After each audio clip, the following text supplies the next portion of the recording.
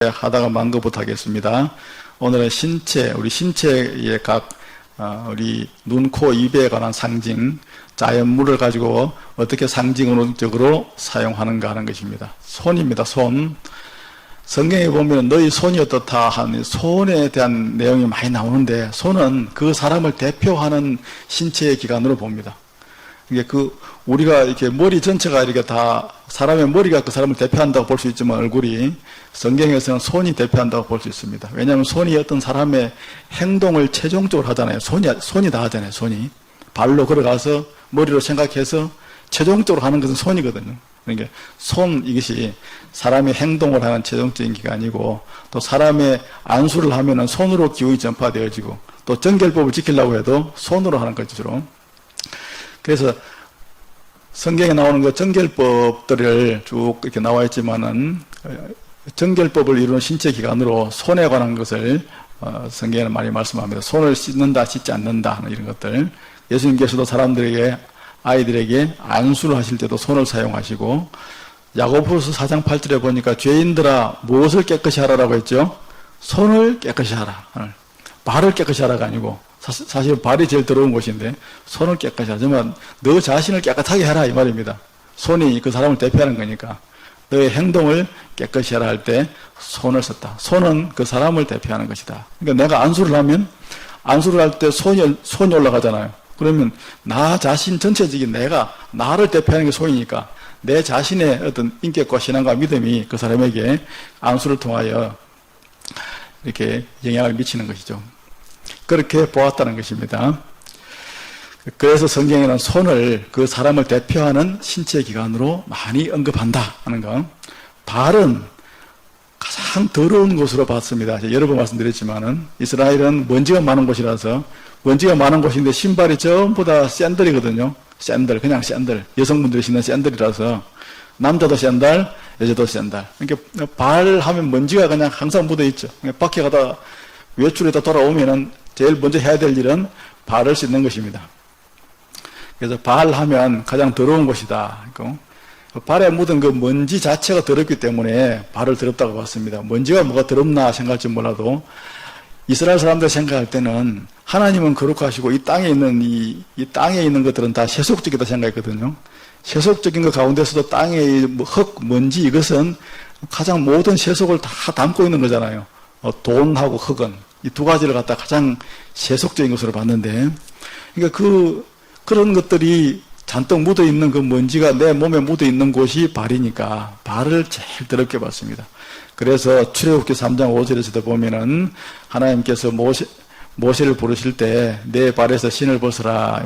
내가 거룩하니까 내 거룩한 내 앞에서 네 더러운 것을 몸에 가지고 있으면 안 된다. 그런 의미로 발에서 신을 벗어라 한 것이고, 여호수아 앞에 나타난 하나님의 군대 장관도 발에서 신을 벗어라. 왜냐? 네가 선 곳이 거룩하기 때문이다.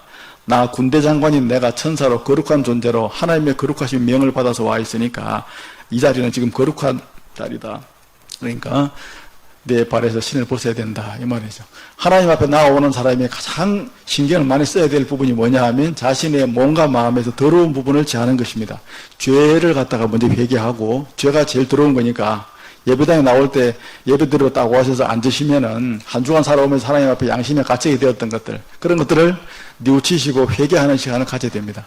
하나님께서 이제 우리 예배 중에 임재하실 것인데, 하나님 앞에서 신을 신고 있는 상태로 더러움을 가지고 있는 그런 상태로 있으면 안 되기 때문에 그렇죠. 꼭 그렇게 하시기 바랍니다. 요한복음 13장 14절에 보면 예수님이 뭐라 하시냐면, 내가 주와 선생이지만은 너희의 발을 씻겨 주었으니 너희도 서로 발을 씻어주는 것이 옳으니라. 예수님이 왜 그 세숫대에 물을 떠가지고 가가지고 제자들의 얼굴을 요리 씻겨 주시지도 않고 손을 씻겨 주시지도 않고 왜 하필 발을 씻겨 주셨느냐? 씻어주기가 제일 편해서 그런 게 아니고 제일 더러운 부분이 발이기 때문에, 내가 선생이지만 너희들의 가장 더러운 부분을 내가 씻어줬다. 너희도 똑같이 나를 본받아가지고 서로 다른 사람들을 이렇게 섬기는 자세를 가지면 좋겠다 하고 예수님께서 본을 보이신 것이, 그래서 발을 씻겨주신 것입니다. 그래서 발은 더러움의 대명사다 하는 것이죠. 머리털이 있는 머리털. 이 머리털은 우리는 뭐 다 머리털이 뭐 별로 없죠. 뭐 자신의 독특한 어떤 그런 걸 좀 보이기 위해서 뭐 수염을 기르는 뭐 젊은 사람들이 있긴 있습니다만은 대부분은 뭐 다 이렇게 수염도 깎고 머리를 보통 짧게 하죠. 여성들은 당연히 긴 사람들이 많지만은 특히 남자의 머리털은 하나님께서 주신 복으로 받습니다. 복. 그 사람이 복 받은 사람인가 하면 아닌 거라도 뭘로 받냐면 남자의 경우에 머리털이 얼마나 왕성한가, 이 몸에 털이 얼굴에. 그러니까 털을 절대로 안 깎아요, 이 사람들은. 지금도 유대인들 보면 털이 막 온통 그냥 젊어내고 애들이든 노인이든 머리털이 많잖아요. 그거 이제 하나님으로부터 복받은 증거라고 본 것입니다. 남자의 그 힘과 활력을 갖다가 이 머리털에다가 하나님께서 불어넣어 주셨다. 그렇게 이해를 했어요. 레위기 19장에 보면 19장 27절에 보면 머리깔을 둥글게 깎지 말아라. 수염의 끝을 손상하지 말아라. 하여튼 몸에 나와 있는 이 머리털을 갖다가 밀지 말란 거예요. 부분적으로라도. 이건 내가 너희들에게 준 것이니까. 자, 창세기 27장 11절에 보면은 야곱과 에서에 대한 이야기가 나오는데 형 에서는 털이 많은 사람이고 야곱은 매끈매끈한 사람이다. 이 말은 조금 달리 말하면 형은 하나님께 복받은 사람이고 나는 복받지 못한 사람이다 라고 그들의 문화적 배경에서는 그렇게 이해되어지는 그런 말입니다. 야곱이 자신은 그렇게 생각했다는 거예요. 나는 하나님께 복도 받지 못하고 이런 사람인데 형은 얼마나 복을 많이 받은 사람입니까? 털이 많은 사람이지 않습니까? 우리랑은 조금 다르죠. 이 밑에 그림이 뭐냐면 이게 압살롬이라고 하는 다윗의 그 아들이 말년에 반란을 일으키다가 그래가지고는 이제 마지막 그렇게 말을 타고 가다가 머리가 막 치렁치렁 해가지고 머리가 이렇게 바람에 이렇게 휙 날려가지고는 머리카락이 얼마나 기른 거 남자가 이 나뭇가지에 걸려버렸어요. 그 뒤따라가다 요압 장군이 그냥 창으로 그냥 콱 찔러가지고 죽여버렸습니다. 자, 그때 이 머리카락이 얼마나 많았는지, 그러니까 사람들이 이 압살롬을 다윗을 이어서 그 다음 임금이 될 만한 사람이라고 생각했습니다. 그래서 많은 사람들이 압살롬의 반역에 동조를 해가지고는 압살롬을 따라갔는데 왜 그러느냐? 압살롬은 머리가 어마어마하게 길었어요. 사람들이 하나님께 복받은 사람이라고 본 거죠. 해마다 이제 머리를 깎았는데 깎아서 달아보니까 머리가 200세겔이었대요. 여러분 보세요. 사무엘하 14장 26절을 보세요. 200세겔이면 우리 지금으로 환산하면 얼마냐? 4.5g도 아니고 4.5kg예요. 4.5kg. 여러분 이 말씀이 믿어집니까? 성경은 뭔가 오류가 있고 성경은 잘못됐다 생각하죠. 어차피 머리카락이 뭐 얼마나 많아서 4.5kg가 나와니까 키로로. 그래서 저걸 놓고 이제 성경학자들이 연구를 많이 한 겁니다. 이 성경이 잘못 기록돼서 일은 만무한데 어떻게 사람의 머리카락이 저렇게 무거울 수가 있나? 그까지 뭐 아무리 길어도 뭐 여자분들 머리 다 깎아봐도 우리 야오시자하고 우리 빛나자매 머리카락 다 깎아봐도 뭐 얼마나 오겠어요. 그런데 어떻게 했길래 저렇게 머리카락이 무거웠을까 했는데 이스라엘 사람들의 그 당시에 그 왕족들의 그 풍속을 연구하던 중에 그 원인이 나왔어요. 그게 뭐냐면 왕자나 공주나 그 당시는 그 이제 왕족들은 머리카락을 갖다가 장식을 많이 했대요. 장식을. 지금 같으면 이제 예쁘게 물을 들이듯이 옛날 요 시대 사람들은 머리에다가 이렇게 치렁치렁하게 무슨 보석 같은 걸 갖다가 이거다가 남자가 여자가 막 많이 이렇게 좀 달아가지고 머리 자체가 치렁치렁 했답니다. 그러니까 원래 머리가 길고 많았는데 거기에다가 그렇게 장식물을 잔뜩 붙여놨으니까 그걸 갖다가 이제 그 전체를 다 계산한 것이 아니겠나 그렇게 지금은 이해를 합니다만은 왜 이렇게 머리카락이 길었는가는 이 다음에 우리가 뭐 전당 가서 한번 물어보든가 하면 될 것 같습니다만 지금까지는 그렇게 이해를 합니다. 머리에 장식품들이 많아서 그렇다. 하여튼 머리에 털이 많은 사람들은 뭐 남성의 힘과 활력을 상징하는 것으로 유대인들은 이해를 했다는 것입니다. 그렇게 특별히 압살롬의 반역에 있어서 다윗의 말년에 말년은 아니고 거의 그 중년이죠. 중년 넘어서 일어났던 일이니까 왜 사람들이 압살롬을 많이 따라갔느냐? 머리카락이 길어서 그렇다. 코는 사람이 분노를 표출하는 신체의 기관으로 봤습니다. 성경에서는 코. 왜 그러냐면 사람이 막 화가 나면 막 심장이 뜨거워지면서 뜨거운 기운이 표출되는 곳이 코거든요. 그래, 뭐, 하마라든지, 뭐, 물소 같은 거 보면 막 화가 나면 막 코에서 막 김이 이렇게 팍팍 나오잖아요. 하나님이나 사람들도 그렇게 본 것입니다. 그럼 하나님의 화가 너무 나면은 내가 코에서 막 연기가 난다. 이런 표현을 쓰는 이유는 내가 지금 너무 화가 났다는 그런 것을 이렇게 표현할 때에 그렇게 표현을 했다는 것입니다. 사무엘하 22장에 보면은 9절에 보면은 땅이 진동하고 떨며 하늘의 기초가 요동하고 흔들렸으니 그의 진노로 말미암음이로다. 그의 코에서 연기가 오르고 화가 굉장히 났다는 것이죠. 입에서 물이 나왔다. 이사야 65장 5절에 보면 이런 자들은 내 코에 있는 연기와 같이 그렇게 나를 화나게 만드는 존재들이다 하는 그런 의미로 내 코에 연기다 하는 이런 표현을 성경에 쓰고 있다는 것입니다. 코에서 연기가 난다. 이 말은 화가 많이 난다. 특히 하나님에 대해서 이렇게 표현을 성경에 많이 해놓은 데가 종종 나옵니다. 우리하고 많이 다르죠. 우리는 뭐 화가 나면 그냥 막 목소리가 커지고 눈동자가 이렇게 커지는데 저 사람들은 코에서 연기가 난대요. 그 다음에 이제 물이 있는데 물. 웅덩이 같은 저런 물, 생수가 나오는 저런 우물물, 그다음에 흘러가는 강물, 이런 것들에 대해서 어떻게 상징적으로 표현했냐면 이렇게 사람이 수고를 해서 이렇게 파가지고 얻는 물이 있죠. 우물물 같은 것은 내가 직접 파가지고 얻잖아요. 생수도 보면 이렇게 물을 갖다 파서 나오기도 하지만은 자연적으로 이렇게 나오는 물도 있고, 또 강물 같으면은 뭐 지가 알아서 자연적으로 흘러가는 물인데, 사람의 노력에 들어간 그런 물들, 뭐 대표적으로는 웅덩이죠. 이런 것들은 고난과 고통을 상징했고, 그 다음에 자연적으로 이렇게 흘러가는 물이나 자연적으로 사람의 수고가 들어가지 않고 얻는 비, 그 다음에 산에서 흘러내려오는 그런 생수, 이슬, 그 다음에 흘러가는 강, 이런 것은 다 하나님의 은혜를 상징하는 것으로 봤습니다. 상징 자체를.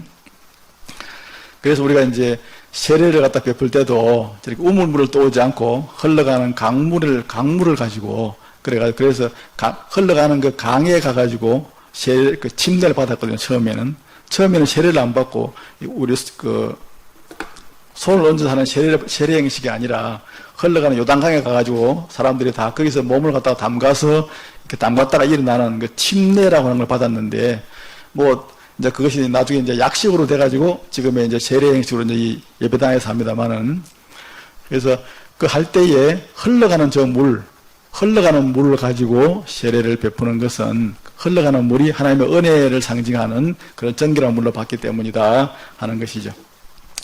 자, 그래서 이런 그 웅덩이와 강물, 그 다음에 생수, 이런 것들이 뭘 상징하는가 하는 것을 우리가 한번 사례를 통해 살펴보겠습니다. 창세기 37장 24절에 보니까 요셉이를 잡아가지고 형들이 구덩이에 집어 던져버렸는데 그 구덩이는 비어있었고 그 속에는 물이 없었다. 구덩이 하면은 벌써 이미 어떤 고난을 상징하고 있다는 것을 보여주는 것이죠. 남유다 말기에 예레미야 선지자도 구덩이에다 집어 던져버렸는데 그 구덩이 속에서 예레미야가 겨우 목숨을 갖다 겨우 해가지고 연명해 나갔죠. 구덩이 하면 주로 어떤 그 사람의 고통을 상징하는 것으로. 사도행전 16장 13절에 보면 사도 바울이 전도 여행을 하다가 빌립보에 갔을 때에 어디에 유대인들이 어디에 많이 모여 있을까 해서 사람들을 찾으러 나갔는데 어디로 갔냐면 이 성 밖에 있는 강가, 그 빌립보 시내에서 그 강이 흘러가는 그런 강가에 나가서 여자들에게 복음을 전했다고 하는 말씀이 16장 13절에 보면 나오죠.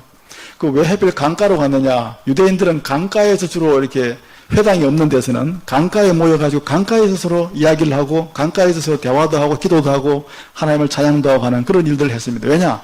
강 자체가 하나님의 은혜를 상징한 걸 봤기 때문에. 그래서 강가가 뭐 시원하기도 시원하지만은 하나님의 은혜가 흐르는 곳이다 라고 해서 강가에서 주로 많이 모였다는 것입니다. 바벨론 포로 잡혀갔던 포로민들도 바벨론 여러 강가에서 앉아가지고 시온을 기억하면서 울었다는 말씀이 시편 147편에 있습니다. 산 위에 올라가서 막 멀리 바라보면서 운 게 아니고 강가에 가서 하나님의 은혜가 흐르는 곳이기 때문에 하나님의 도우심을 간구하는 그런 마음으로. 왜 그 사람들이 강가에서 모였을까? 유대인들은 회당이 없는 곳은 항상 강가에 모여서 그들의 모임과 집회를 열어가기 때문에 그걸 바울은 아니까 강가로 나가서 사람들을 만난 것이다 하는 것이죠. 마태복음 12장 43절에 보니까 더러운 귀신이 사람에게서 나갔을 때 물 없는 곳으로 다니며 쉬기를 구하되, 물이 없는 곳이다. 바싹 말았다는 것이죠. 웅덩이처럼. 물이 없다는 이 말은 상징적인 표현인데, 우리가 풀어서 말하면 무슨 뜻이겠습니까? 하나님의 은혜가 없이 바짝 마른 그런 심령을 가진 그런 사람들에게로 찾아다녔다 하는 그런 표현을 이렇게 유대인적 관점에서 이렇게 표현한 것이라고 볼 수 있습니다. 더러운 귀신은 어디로 다니느냐? 물이 없는 곳으로 다닙니다. 물이 없는 곳으로. 그래서 쉬기를 구하되 쉴 곳을 얻지 못했다. 그러니까 물이 없는 곳이 더러운 귀신이 가서 쉬는 곳이죠. 하나님의 은혜가 없는 삭막한 그런 심령, 그런 마음, 그런 상태에 있을 때 더러운 귀신이 우리의 마음속에 들어와서 온갖 장난질들을 할 수 있다 하는 것을 마태복음의 말씀을 통해서도 알 수 있습니다. 바다라고 하는 장소는 무서움의 장소로 봤습니다. 성경에서 바다는 항상 두려운 장소로 나타납니다.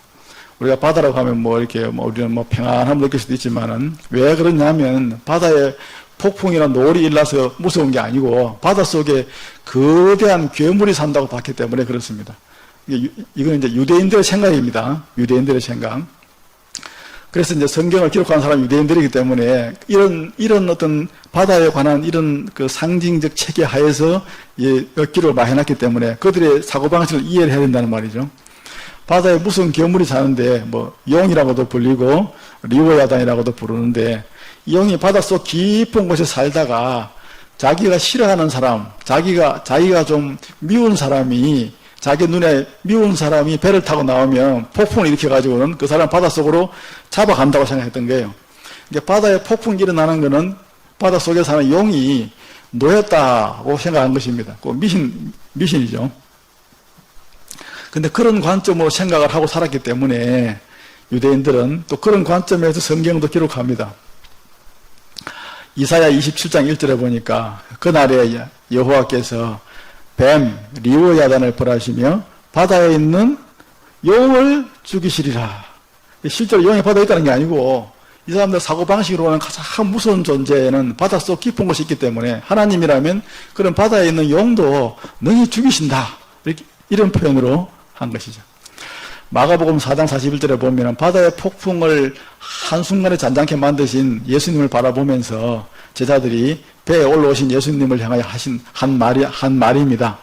이 사람이 대체 누구이기에 바람과 바다까지도 순종한단 말인가? 예수님의 제자들이 예수님이 말씀 한마디로 바람과 바다를 잔잔하게 하시는 걸 보면서 과연 하나님 아들이시다, 이렇게 믿음을 고백해야 되겠는데, 이 사람이 대체 누구이기에 이 바다에 있는 용까지 이렇게 한순간에 제압을 하시고 이렇게 잠잠하게 한단 말인가? 그런 의미로 하는 말입니다. 어떻게 바다까지도 이렇게 순종하게 만드는가 하고 감탄하는 부분이 나와 있습니다. 계시록 13장 1절에도 보면 한 장차 마지막 때가 되면 온 세상을 다스리고 악하게 통치할 한 통치자, 짐승 같은 사람이 나오는데, 그 사람이 어디에서 나오느냐? 바다에서 나온대요. 세상 가운데서 등장한다는 말인데, 이 짐승이라고 하는 사람은 바닷속에 산다고 믿었던 용과 같이 악하고 거대한 어떤 악의 존재이기 때문에 바다에서 나온다고 표현한 것입니다. 바다에서 나온다. 바다는 세상을 상징한다고 보면 되겠죠. 계시록 21장 1절에 보면은 장차 우리가 갈 최후의 우리의 본향, 이곳은 새하늘과 새 땅인데, 새하늘과 새 땅에는 처음 땅도 없고 처음 하늘도 없고, 지금 우리가 사는 이 지구 처음 땅, 저 하늘 처음 하늘, 이런 것은 아무것도 없고 완전히 새로운 하늘과 새로운 땅으로 우리가 가서 살게 되어지는데, 그곳에는 바다가 다시 있지 않더래요. 바다가 없답니다. 바다가. 왜 하필 바다가 없는, 호수는 있을까요? 가봐야 할 일이지만, 바다가 없다는 말은 무서움이 없다, 천국은 두려움이 없는 곳이다 하는 그런 말을 유대인들이 그들의 사고방식 체계 하에서 표현한 것입니다. 바다도 다시 있지 않더라. 유대인들 때문에 천국에 바다가 없게 됐습니다. 우리 바다가 있으면 참 좋은데, 저는 뱃사람 출신이 돼가지고 바다를 너무너무 좋아합니다. 그래서 자주 일부라도 이렇게 배를 타고 제주도 다니면서 이렇게 배 타고 다니고, 그러면서 주로 배를 많이 타는데, 바다에 나가면 그렇게 이렇게 바다에 흘리 나가가지고 이렇게 숲변을 쳐다보고 있으면 그렇게 마음이 편안해요. 그래서 우리가 확실히 바다에서 생활했던 사람들은 또 그런 게 있나 봅니다. 우리는 바다가 별로 두렵지가 않은데, 유대인들은 하여튼 바다를 매우 두려워했습니다. 광야입니다, 광야. 여러분, 우리는 광야를 쳐다보면은 저게 유대 광야인데, 여리고성에서 예루살렘으로 향하여 올라가다 보면은 그 위에 좀 가다 보면 유대 광야가 딱 펼쳐집니다. 그 유대 광야 거기에서 이렇게 요 전체를 쫙 보고 이렇게 찍은 건데, 이 광야가 풀 한 폭이 나지 않고 이렇게 막 황량하고 쓸모없는 곳으로 보일지 몰라도 그거는 그냥 우리 헬라식 사고방식이고 이방인들 사고방식이고, 유대인들은 광야를 그 과거 40년 하나님과 더불어서 동행했던 그 하나님의 은혜와 인도하심이 있던 그런 것을 보기 때문에 광야하면 하나님을 만나는 경건하고 은밀한 장소로 봤습니다. 전혀 다르죠. 쓸모없는 황량한 장소가 아니라 하나님을 만나는 장소로 봤다. 하나님을 만나는 장소로. 그러니까 그 광야하면은 어떤 그 이미지 자체가 굉장히 뭐랄까 어떤 그 자신의 어떤 하나님 앞에서 자신을 한번 돌아보고 깊은 묵상과 수도와 이런 걸 통해서 하나님 앞으로 나아가는 기도의 골방 같은 그런 존재로 본 곳이 광야입니다. 광야. 그러니까 마가복음 1장 3절에 보면 이런 말이 있잖아요. 광야에서 외치는 자의 소리가 있을 것이다. 세례 요한 같은 사람이 나와서 주님의 길을 예비하라고. 왜 하필 광야에서 외칠까요? 여리고성에서 외치든가 예루살렘에서 외치지. 광야가 선지자가 거할 곳이거든요. 하나님을 만나는 그 선지자가 광야에서 묵상하다가 그 광야에서 자신들 앞을 지나가는 사람들을 향하여 외치겠죠. 주님의 길을 준비하라고. 세례 요한에 대한 이야기인데, 누가복음 1장 80절에 보면은 아이가 자라면서 심령이 강화해졌고 이스라엘 사람들에게 공식적으로 나타나는 날까지는 어디에 있었다고요? 빈 들에 있었다. 어디에 있었다고요? 빈들 어디입니까? 광야예요, 광야. 이 광야에 있으면서 하나님을 만나면서 기도하면서 준비했다는 것이죠. 왜 빈들에 있었을까? 예루살렘에 가서 학자들한테 성경을 공부하고 이렇게 성전에서 하나님 앞에 예배드리면서 그렇게 있지 않고, 그렇게 생각할 수도 있지만 그게 아니라는 거죠. 선지자들이 거할 곳은 빈들이죠. 마태복음 24장 26절에 보니까 장차 사람들이 너희들에게 와가지고 그리스도가 광야에 있다, 그렇게 와서 누가 이야기한다고 해도 나가지 마라, 이렇게 말했습니다. 이게 좀 이상한 말이잖아요. 그리스도께서 재림하셨는데 재림하신 그리스도가 어떤 도시 가운데 오셔야 되지, 사람도 없는 광야에 그리스도가 왜 오신다는 말입니까? 사람들이 광야에 그리스도가 있다는 말을 한대요. 그런 말을 하면은 그 말을 혹 해가지고 나가지 말라는 것이죠. 왜냐하면 혹 할 만하죠. 그리스도나 선지자 이런 위대한 사람이 오면은 광야로 오는 것이 그게 그들의 사고방식으로서는 훨씬 제일 좋은 장소니까. 광야. 마가복음 6장 35절에 보면은 오병이어 기적을 일으킬 때 때가 저물어 가매 제자들이 예수께 나와 여짜오되 이곳은 빈들이요 날도 저물어 갑니다 할 때 이 빈들은 광야입니다. 이 광야에다가 예수님께서는 그분 따르는 백성들을 다 불러 모아놓고 오병이어 기적을 베푸셨는데 왜 광야에 섰냐? 하나님을 만나는 장소가 광야니까 광야에다 다 불러 모은 겁니다. 우리가 생각하는 광야하고 성경에서 말씀하는 광야하고는 전혀 다른 개념일 수 있다 하는 점을 말씀을 드립니다. 나머지 부분은 다음 주에 이어서 또 하도록 하겠습니다.